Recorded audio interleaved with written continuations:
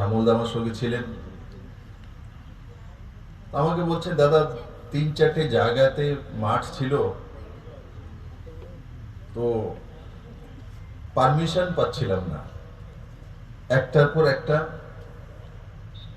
Field নেওয়ার জন্য application করি, কোনো না কোনো কারণ দেখিয়ে সেগুলোকে ক্যান্সেল করে দেয়।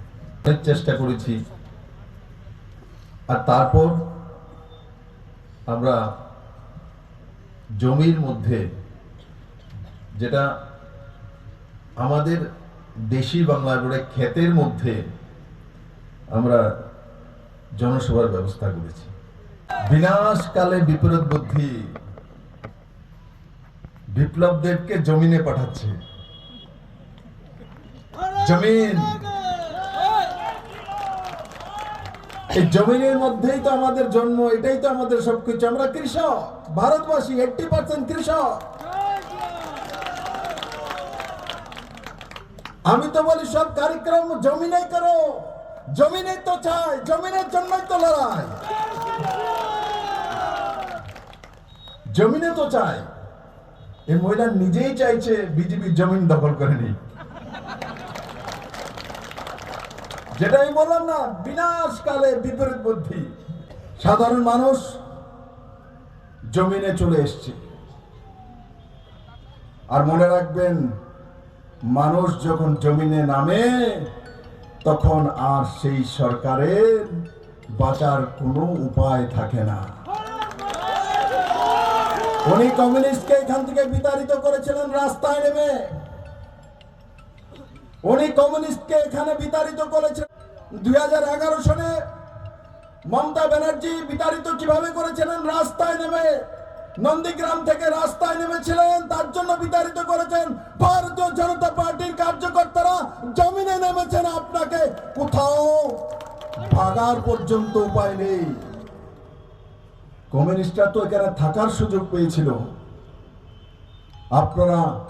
আপনি মানুষকে জমিনে নামিয়ে দিয়েছেন। মানুষ যখন জমিনে নামে তখন আপনাকে কোথায় নিয়ে যাবে তা একবার কল্পনা করে দেখুন।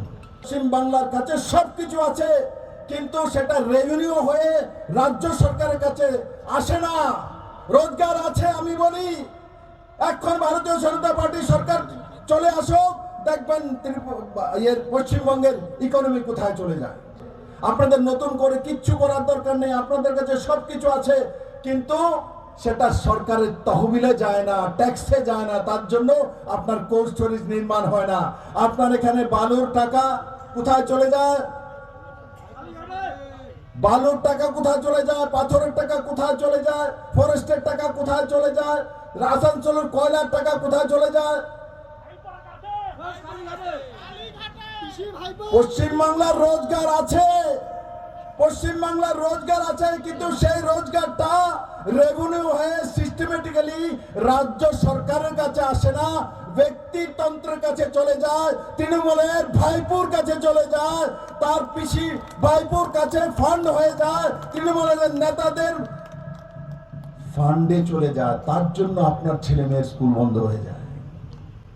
ভারতীয় জনতা পার্টি সরকার আসার পর নরেন্দ্র মোদীর নেতৃত্বে সমস্ত অবৈধভাবে কাজ করার যে ব্যবস্থা পশ্চিমবঙ্গে সিন্ডিকেট তৈরি করা হয়েছে, সমস্ত সিন্ডিকেটকে 7 দিনের মধ্যে বন্ধ করে সমস্ত রেভিনিউ রাজ্য সরকারের কাছে নিয়ে মানুষের কাছে তার উন্নয়নের জন্য পৌঁছে দেওয়া হবে।